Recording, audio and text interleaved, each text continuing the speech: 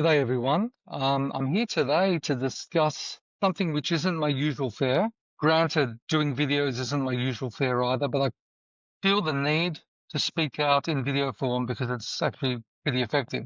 So what I want to talk about is a reaction to a video that I saw today while I was barbecuing, because I'm Aussie after all, got to live up to all the stereotypes. I was barbecuing and listening to a discussion between my friend Joseph Cohen from the Israel Advocacy Movement and a guy called Nima Yamini. And Nima is an entrepreneur, he's a social media dude, investor, all these sorts of things. And most people in the Jewish community didn't know who he was until recently because he came out and he was like lashing out against Ashkenazim and Polish Jews and engaging in all sorts of vile rhetoric while at the same time claiming he's Jewish. And I personally didn't cast aspersions on whether he was Jewish or not, but it was odd to me that he was lashing out against Jews, or what he would call white Jews.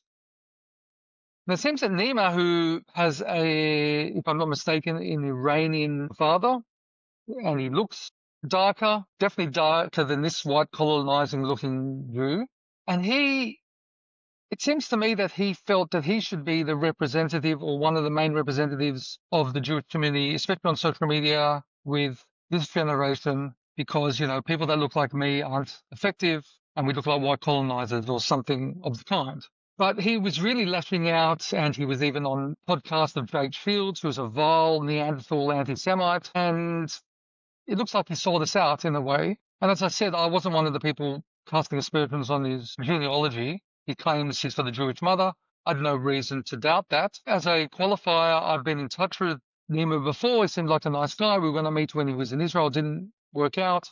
I've never attacked him, and I shut up about the whole situation. But when I saw that he was basically doing us a lot of damage, I tweeted something out like, he's doing us a lot of damage. Again, not accusing him of not being Jewish or anything of the sort. That's not for me. And that wasn't really my issue with him. My issue with him was that he was causing a lot of damage to our community.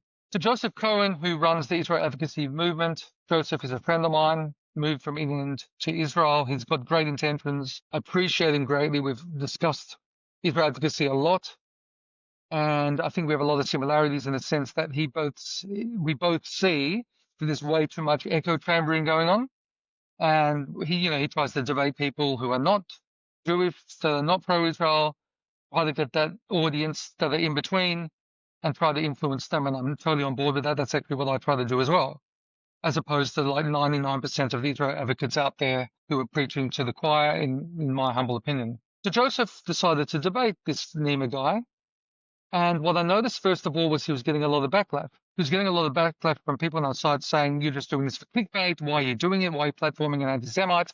Very simplistic sort of stuff. So I want to just sort of, first of all, state unequivocally that I know Joseph. He's not a clickbait merchant. He really does believe that this sort of debate is effective for our cause, and I have no doubt to doubt his authenticity. I know him well, and whether or not you think he achieved that with this particular discussion with Nima, let's not cast aspersions on Joseph's intentions. His intentions are definitely good, and I get behind him. As I said at the outset, I listened to this discussion while I was barbecuing. I like to multitask, and I certainly love to barbecue. And what I noticed was, Nima, who was portraying his gripe as, well, listen, you're not platforming me because I'm a dark Sephardi Jew, and, it's the Ashkenazi Polish white elite who are dictating terms, and that's why Ben Shapiro and Barry Weiss are so put forward in our community, and they have the big, large platforms that they have.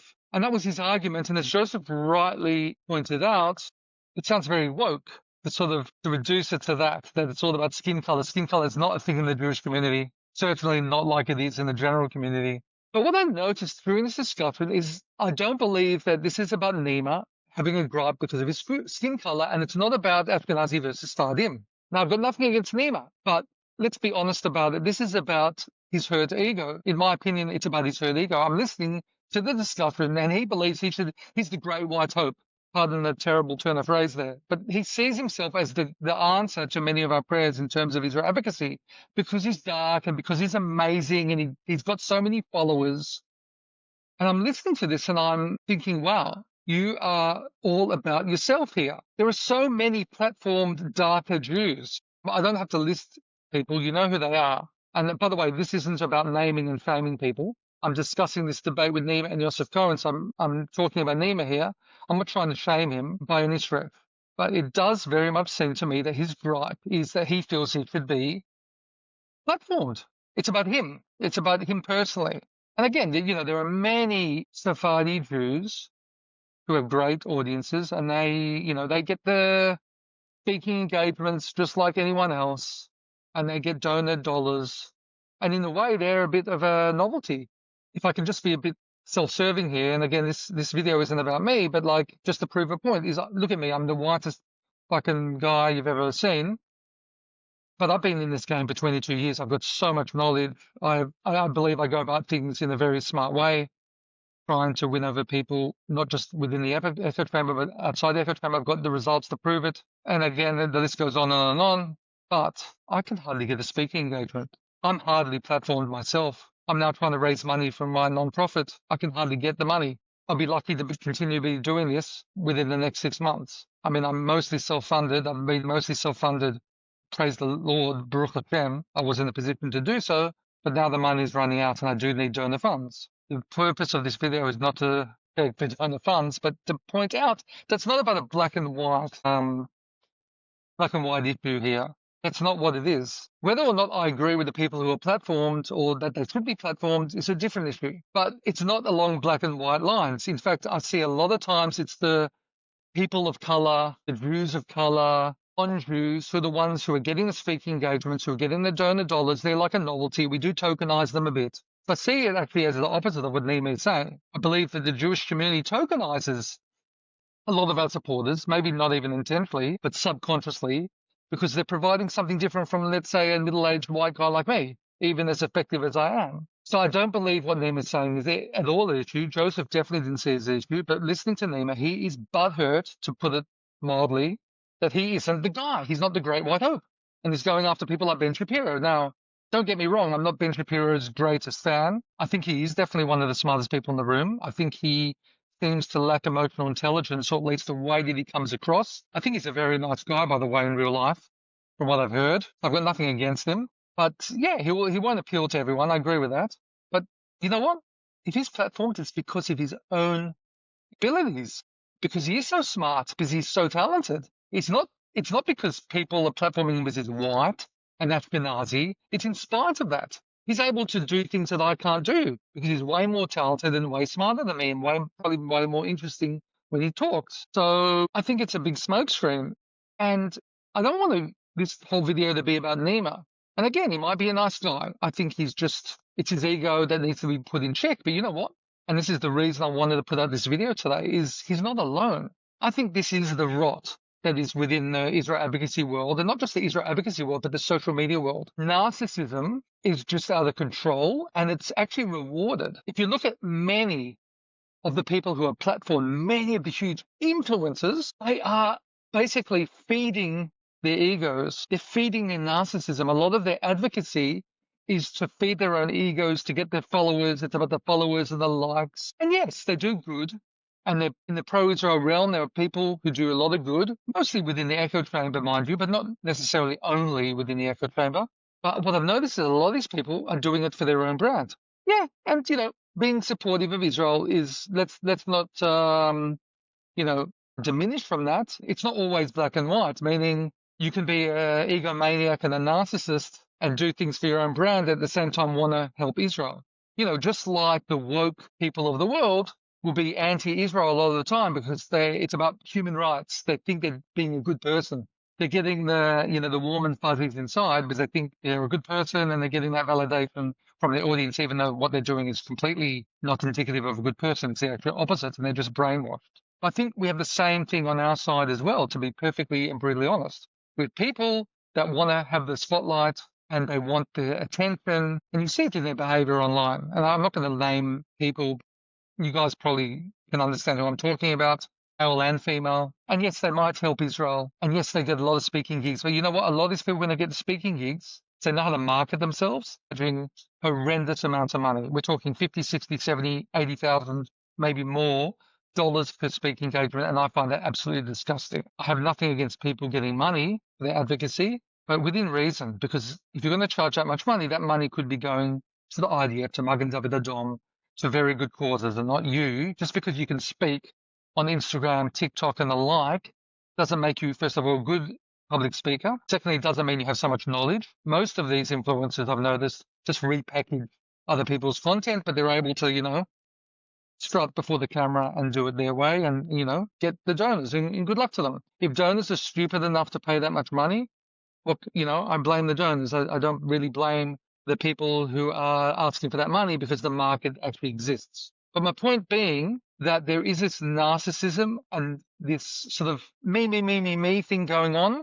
all throughout social media, and people are trying to monetize at the same time. And going back to this debate or this discussion or this whole controversy with Nima Yamini and this discussion with Joseph, it just occurred to me listening to it, paying attention, that again, this wasn't about Ashkenazim and Sfardim. It's about a guy that thinks he's the great white or great dark hope, and he's butthurt that he hasn't been platformed for whatever reason. As Joseph pointed out, it might be because he used to do these risque, chauvinistic videos, and he's considered a bit toxic.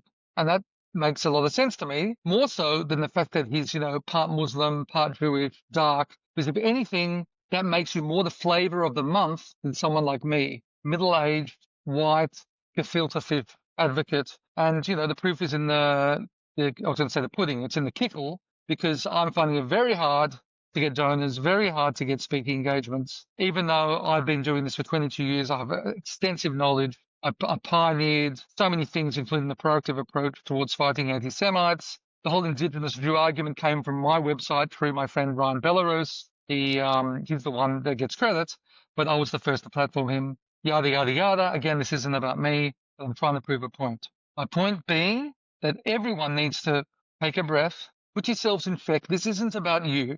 This isn't about your following. This is high stakes, what we're going through right now. And it's not just about Jews against anti-Semites. It's about decent, God-driven people against those who want to destroy the West. And yes, I get most people have an ego and they, it's intoxicating to get the followers and, get money at the same time. But please put yourselves second, because we're in the fight of our lives here.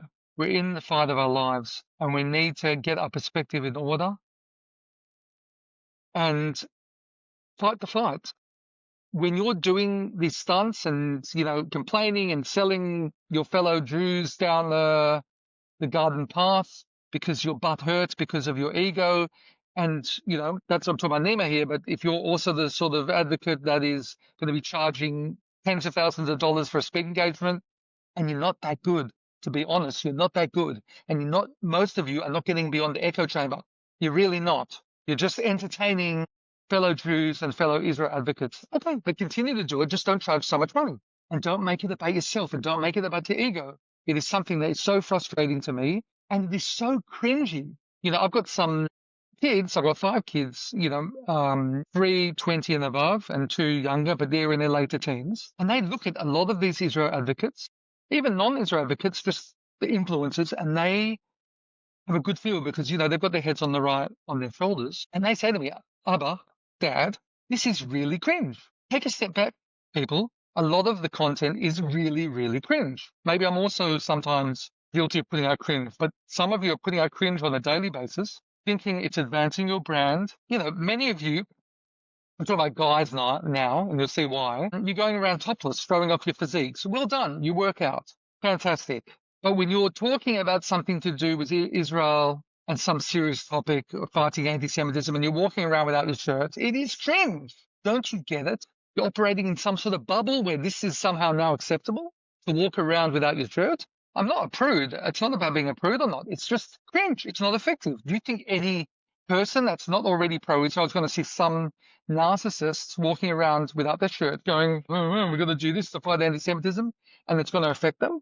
Got to be smarter. We all need to be smarter. We all need to put our egos in check. All of us, me included, got to put our egos in check, think strategically, and get the message out. And again, we try to be really effective. We have to influence those who are not necessarily pro-Israel, even pro-West. And to do that, you've got to have emotional intelligence. And if you are going to advance your own brand, it will have a negative effect on the message. This is going to. They can't go hand in hand to the full extent. So hopefully I made myself clear. This is a rant that's been brewing up inside me for a long, long time. I've been so frustrated with the world of Israel advocacy for so long because I've been in it for so long. And then after October the 7th, so many people will come on board, and I'm so grateful for that. Don't get me wrong. Anyone that spends time advocating for Israel deserves respect. However, many of you are doing it in a way that, yes, you're doing some good, but it's a lot of that good eliminated by what you're putting out there. They're the narcissist posting with this egomaniac stuff going on. It does detract because at the end of the day, any regular person is looking at it and going, oh my God, what are you doing? I think a lot of times we're in a bubble and we don't understand how the world looks at these posts. So please, I beg you, everyone watching this, whether or not you agree with me fully, please try to understand what I'm saying first of all. It's done with love. I didn't name anyone except for Nima, who I believe is a nice guy, by the way. I just think that his ego took a big hit. And as a result, he lashed out against the Jewish community. And I have to speak out when anyone lashes out against the Jewish community because it can damage us. I didn't want to speak out, but it's just too far gone. And I'm reacting to that debate that I saw with Joseph and Nima today. And it just brought up all these emotions regarding how I see advocacy and what's going on in advocacy. Anyway, I would love to hear your feedback because at the end of the day, these are my opinions. Maybe you don't agree with me, but hopefully there are some nuggets of truth in what I've said, or you find that there are nuggets of truth. I believe that it's a huge nugget, but you might not agree with me, and that's okay. I'd like to hear your feedback. At the end of the day, all I care about is that we win this war that we're in. It's the war of our lives. And whatever I can do to increase our chances to win, I'm going to do whether or not it's popular. Anyway, Shabbat Shalom to all of you.